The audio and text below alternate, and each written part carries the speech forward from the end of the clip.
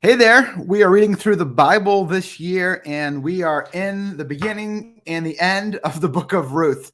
We have a short book in our reading for a change. We've had a lot of long books that we spent weeks in, and we're about to spend a long time in historical narrative books.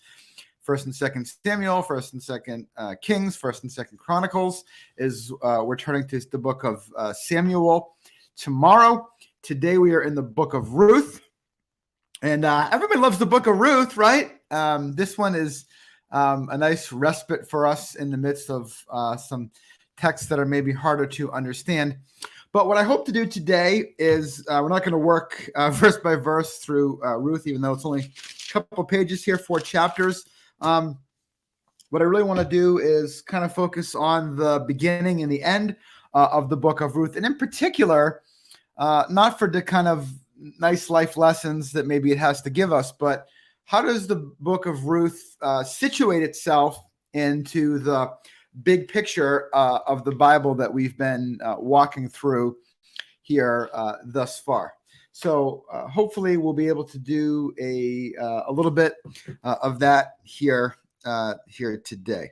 So the book of Ruth starts with in the chapter 1, verse 1, in the days when the judges ruled, in the days of the judges. So this is why this book is here in most of our Bibles, right? And having just read the book of Judges is really interesting, right, for us to understand what that means. Because otherwise you might just think, whatever, just tell me the story about Ruth. But it situates it in this kind of darkish time, in this time where everybody does what's right in their own eyes. But also, as we think about Ruth, who is from Moab, Moab is one of those countries that oftentimes finds itself opposed to God's people, and in some cases throughout the book of Judges, is a country that's oppressing them. Now, we're not told, kind of specifically where this story fits within that, but it's going to provide some interesting things into how people took seriously or didn't take seriously the instructions that God gave, and also how somebody who's from another country might be treated. Again, some people will point towards some of these narratives and talk about being focused only on one people and maybe not treating other people, other nations, other ethnicities very fairly or well.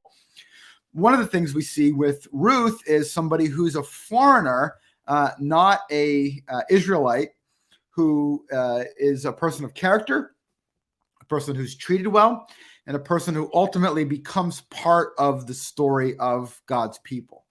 So we see again and again and again, and I hope that you've picked up on this very clearly by now, that although God is focusing on a particular people, there's all kinds of instances where other people become a part of that people. So it starts with a kind of a biological family, if you will, right? Jacob's 12 sons and their descendants. But there's other people that aren't a part of that bloodline, that genealogy at all, that become important parts of the story of God's people. I think that's pretty important. So in the days when the judges rules, there is a famine in the land. So a man from Bethlehem in Judah. So Bethlehem doesn't come on the scene only with Jesus. We'll see Bethlehem's connected with David. It's also connected with this guy Boaz and the whole story of the book of Ruth. So when we talk about Bethlehem, when we go and visit Bethlehem, wink, wink,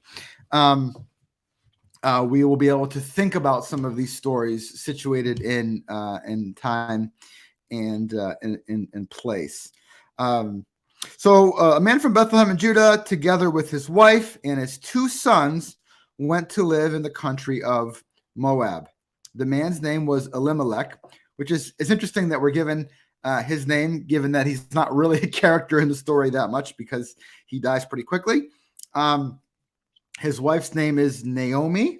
By the way, this one's worth checking out the footnote on as it goes later. So you have a footnote here, at least I do, Naomi means pleasant. And so later on, I'm not sure how much I'll talk about this, but she says, don't call me Naomi, call me Mara, I think is the word, which means bitter. So her name means pleasant, but in that one moment in time, she's not very pleasant. She's bitter. So in any case, the two sons, Mahlon and Chilion, they were Ephrathites from Bethlehem in Judah. They went to Moab and lived there. Now, Elimelech, Naomi's husband, died, and I'm spending some time here on the front end, so we're just going to kind of do a couple little episodes here in the story. So they married Moabite women. Marrying Moabite women. Now, Moabites worship a different god. Different gods have different values, right? So here's a pop quiz. I spent some time in the last video on Judges when they did things. Good idea, bad idea. So imagine yourself as the audience, the original audience, if you will, Howard pinned that down, that would have received perhaps the book of Ruth. When they're reading this book, when it says these men marry Moabite women, good idea, bad idea. I believe it's pretty clear that the audience would say, bad idea. This is going to go bad. Because what happens in most instances, right, in the story so far, in most instances, when Israelites marry other people with different, not because of ethnicity, but because of worship and values that go along with that when they marry other people from other nations, then they go to idolatry. Their worship of Yahweh is compromised and they turn away to idolatry. That's normally what happens. So I believe that as we're reading this, as if we're kind of that ancient audience, when we read that these men marry Moabite women, are supposed to think bad idea, bad idea, bad idea. Of course, it doesn't turn out to be a bad idea in this case at all, which I think is an intention to kind of again mess a little bit with this kind of one baseline story, and that ultimately it's not about particular people per se, but that as ultimately Peter will learn with Cornelius and later in the book of Acts, that right, God accepts people from everywhere that do right, that worship him. So we have these kind of undercurrents running through the major events here in the story. So hopefully that makes some sense. Again, you don't have to agree with me there, but I think that's what's going on. So they married Moabite women, one named Orpah and the other named Ruth, right, who's one of our main characters here. After they had lived there about 10 years, both Mahlon and Chilion also died, and Naomi was left with without her two sons and her husband. So they, right, as far as we know, I'm not sure if it's explicitly said, never had kids. So that's the big part of the problem that the book of Ruth is going to address, right? So 10 years there. We kind of act like, as we tell the story, sometimes like it happened in an instant, but they lived there 10 years plus. And so all the men in the family are now dead. So Naomi's left. She's an Israelite. And the two daughters who are Moabites, they are in Moab. Now what's going to happen? So verse 6, when Naomi heard in Moab that the Lord had come to the aid of his people by providing food for them, she and her daughters-in-law prepared to return home from there. With her two daughters-in-law, let me fast forward through this a little bit, right? She says, verse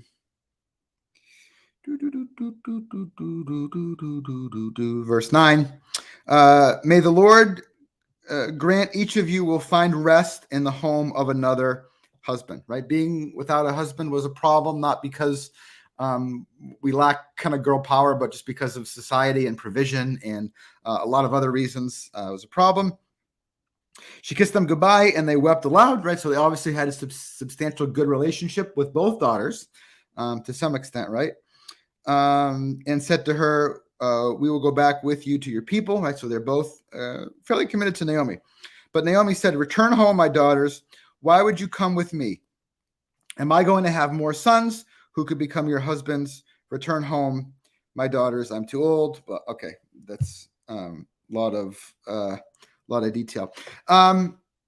Here's an interesting thing too, in this married thing and the kind of the standard of generally not marrying, foreign women. It seems like Naomi didn't think the prospects for Ruth or Orpah finding a husband back in Israel were very good. Much more likely, perhaps, to find a husband among their own people than to find a husband again amongst the people of, in Israel, in the land. So, any case, and feel free if you're joining me to share comments, questions, thoughts, etc. along the way here as well. Whether you're live here now or later on, we can certainly do the text kind of chat comments later. So, in any case, I'm like verse 14. Orpah says, "Okay," but Ruth clung to her. Right. So Naomi says, "Look, go back." Ruth replied, this is, of course, very well known stuff. Verse 16, "Don't urge me to leave you, to turn back. Where you will go, I will go." And I think this is important, again, into the different people, different religion, etc. Your people will be my people and your God, my God. There's a great, place to kind of point that right here now. Ruth is committing herself to a different people and to a different God, right? The Lord, God, God. So anyway, deep commitment to Naomi, probably first and foremost, and along with that, commitment to God, commitment to those people. Verse 18, it's not that Naomi necessarily thought that was a good idea, but when Naomi realized that Ruth was determined to go with her, she stopped urging her, right? So it was Ruth's tenacity and commitment and relentlessness that Naomi said, was going to happen. So verse 19, the two women go on until they come to Bethlehem. When they arrived in Bethlehem, the whole town was stirred because of them. And the woman explained, "Can this be Naomi?" It's been, 10 plus years since she's been gone. That's a while. And verse 20, "Don't call me Naomi." They said, "Call me Mara, because the Almighty has made my life very bitter." I mentioned that earlier. Her name is Pleasant. She says, "Don't call me pleasant, call me bitter." And it's affecting her relationship with God, her trust with God in God, right? "Because the Almighty has made my life very bitter. I went away full, but the Lord has brought me back empty." Right? So she's struggling. There's a lot of preaching points here, guys, but I'm not so much hitting all the preaching points. I'm just kind of trying to track with some of the aspects of the story that are important. All right. So chapter 2, I want to spend a couple minutes connecting this to what we've been doing so far in our study, to show you that hopefully you can see that the study that we've done so far and the less engaging things than this narrative helps us to understand some of the background and the things that are happening here, both with Moab and the marriage, in the worship. We mentioned a lot of that. Verse chapter 2, "Now Naomi had a relative on her husband's side, a man of standing in the clan of Elimelech." So they're part of the same larger family group, which is really important because remember, the land was allotted by tribes, right, by clans, and they wanted to maintain the land within the family, and they wanted to maintain the descendants within the family to help to maintain the land within the family. These were very important things in that society, culture, and structure. So when we see in the clan of Elimelech, ding, ding, ding, that connects us into understanding those aspects. And Ruth the Moabite said to Naomi, "Let me go to the fields and pick up leftover grain behind anyone in whose eyes I find favor." Now, how would she know that? I mean, generally, we wouldn't just walk into somebody else's field or farm and start picking up some things. But now we've already learned about gleaning laws, right? And I think this was part of the way that it works. So one example is a couple different examples, but that we could flip back to would be Leviticus, right? Boring old Leviticus, again, is actually helpful for us in a lot of ways. So Leviticus chapter 19, which is, by the way, also what Jesus says is the second of the greatest commandments. Love your neighbor as yourself is also found in Leviticus 19 verse 18. Love your neighbor as yourself. So if you want to be familiar with that, Leviticus 19 gives you a double whammy of good stuff here. So Leviticus 19:9, when you reap the harvest of your land, do not reap to the very edges of your field or gather the gleanings of your harvest. Do not go over your vineyard a second time to pick up the grapes that have fallen. Leave them for the poor and the foreigner. Okay?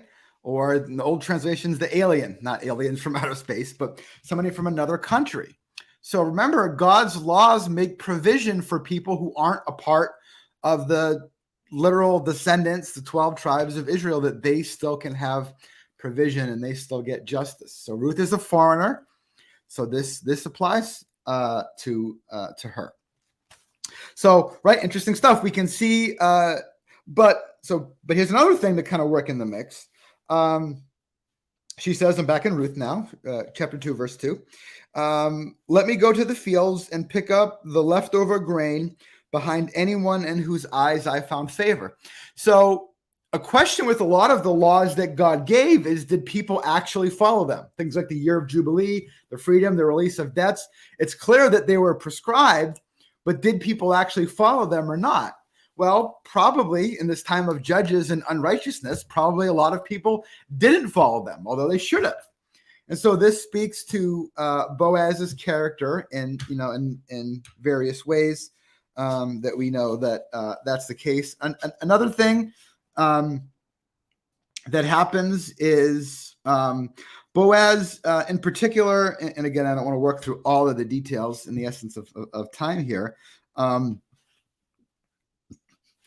particularly provides extra provision for her, and as well asks or demands that her men protect her.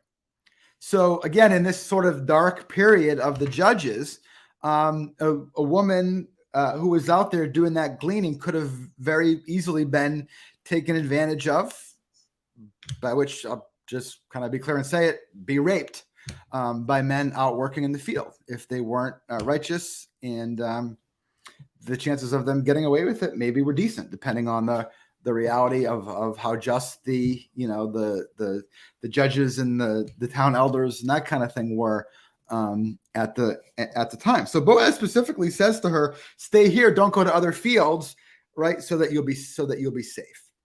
He provides for her a safe place. And she works hard. Boaz sees that she's working hard. They can see that she's not. And that's the cool thing about, I don't know that we talked a lot about it back in Leviticus and in those portions where it pops up in the Torah. But this gleaning system it's provision, but it's not just a handout. They still had to work for it. They still had to go through the fields, right? And gather things. It was still physical labor in a similar way that it was for the workers in the field. So it provided a provision for them, but without just merely a handout. It wasn't just a check, cash put in someone's hand. They still had to get their hands dirty. They still had to work in the process. And Boaz saw how hard Ruth was working for her and for Naomi. So this is kind of cool stuff. So Naomi knows who he is, obviously, and she kind of helps Ruth, set herself up for wanting to get into this situation, this relational situation with Boaz. So she says, let me pick up in chapter 2, verse 20. Ruth comes back, and she had said, the man I worked with is Boaz. The Lord blessed him, Naomi said to her daughter-in-law. He has not stopped showing kindness to the living and the dead. What does this mean? Who's the dead? The dead is her husband and his family line. Again, this the laws that God gave had a cost sometimes to take on the responsibility for one another. Again, this idea that it's a whole community, not just people looking out for themselves and their immediate family, but they were supposed to look out for each other as well. Again, love your neighbor as yourself. Do unto them as you would have them do unto you, right? Jesus will later kind of reiterate the golden rule. So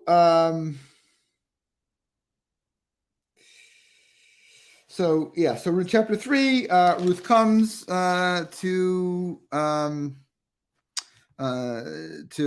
Boaz, and Naomi gave her some instructions. Again, we could spend a lot of time on the details there.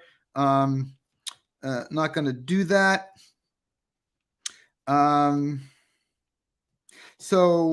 Ruth basically asks him to go this role of guardian redeemer or kinsman redeemer. Again, so what needed to be redeemed? What needed to be redeemed was Elimelech's land, his family line, and all of these things. It's not just about Ruth finding a husband. It's about more than that. It's about this whole their whole family. And we'll see that. So I know it's getting I'm over 20 minutes here already, but this is significant. So she said, "Spread the corner of your garment over me, since you are a guardian redeemer of our family." Right? This is not just any random person. Remember, he's in the clan. That's why we said the clan of Elimelech. Ding. That means something, because if he was in another clan in another tribe, he would not be out. This is not just a good Israelite guy. Any good Israelite guy could not have filled this role.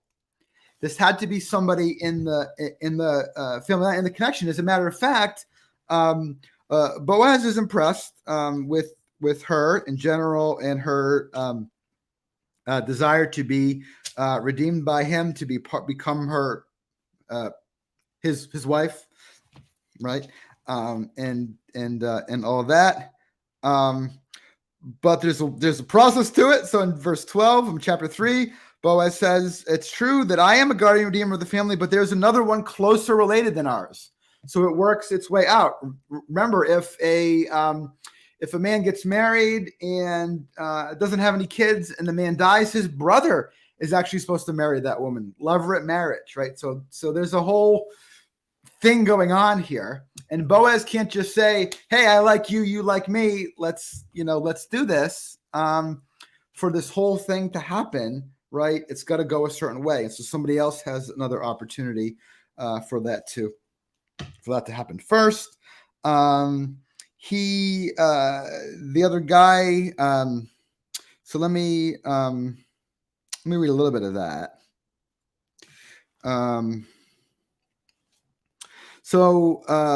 Boaz, chapter 4. Meanwhile, Boaz went to the town gate. So these city gates were little. When you walked into a town, there was little kind of alcoves that were off of it that people would hang out in, and they would do business. They would hear disputes, make decisions. Kind of the wise elders of the town. I imagine in the time of the judges there, that would be the kind of place where the judges would kind of settle disputes and that kind of thing as well. So this other guy comes along, and Boaz says, "Come over here, my friend, sit down." He went over. Verse 2, Boaz took 10 of the elders of the town and said, "Sit here," and they did so. So again, it's more of a public sort of community thing here. Verse 3, Naomi has come back from Moab, is selling. Look at how he tells it now. This is okay. Naomi's come back from Moab, is selling a piece of land that belonged to our relative Elimelech. I thought I should bring the matter to your attention and suggest that you buy it in the presence of those seated here, in the presence of the elders and the people.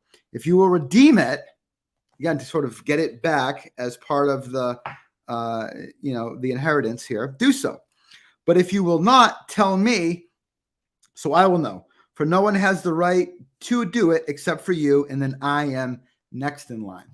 So he is talking primarily here about Elimelech's land, the land allotment that he has. And remember, they could sell it, but then they would have to get it back every 7th year and that kind of thing. They could kind of mortgage it, if you will, on a timeline, and that sort of thing.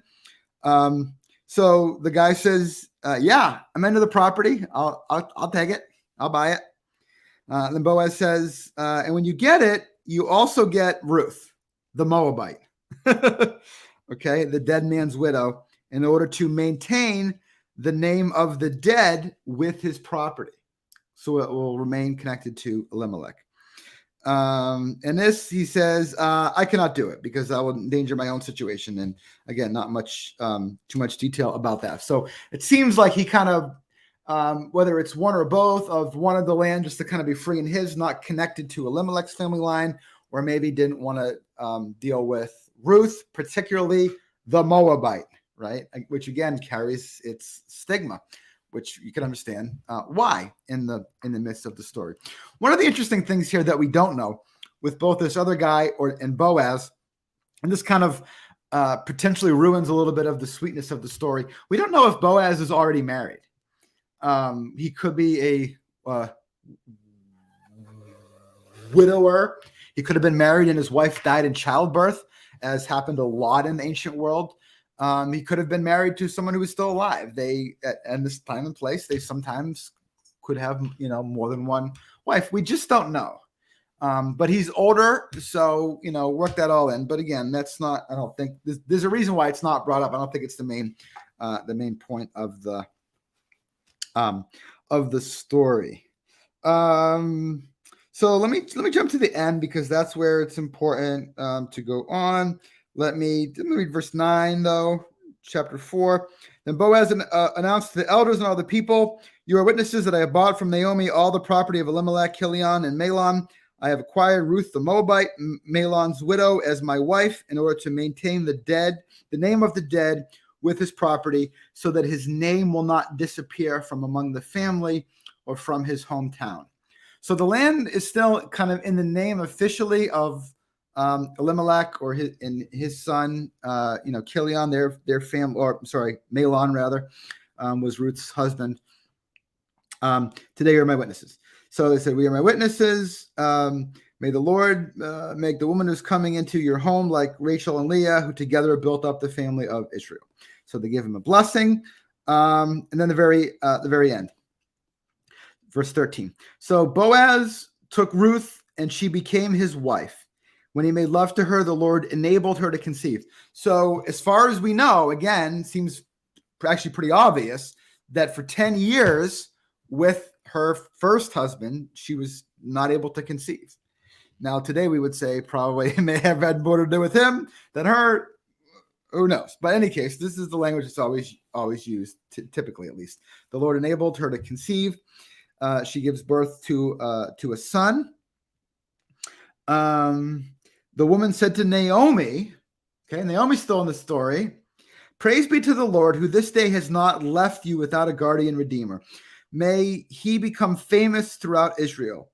He will renew your life and sustain you in your old age. For your daughter-in-law, who loves you and is better to you than 7 sons, has given him birth." Then Naomi took the child in her arms and said the woman living there said, "Naomi has a son," which is really interesting, right? It's actually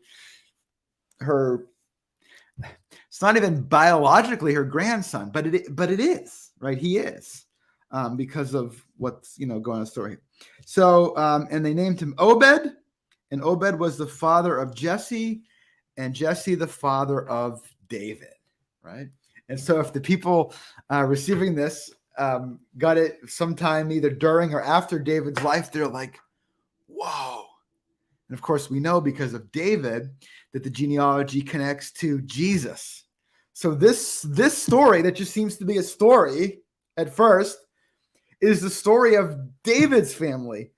And it's more than that for us. It's the story of Jesus's family, the story of Ruth. So we have such wonderful connections between what's gone on before, what's going on during this period of Judges, what's connected forward in the story to David, ultimately to Jesus, and so much. But okay, guys, half an hour exactly. That's enough. I'll see you tomorrow for 1 Samuel. Leave your thoughts, questions, comments. Love you guys. Bye.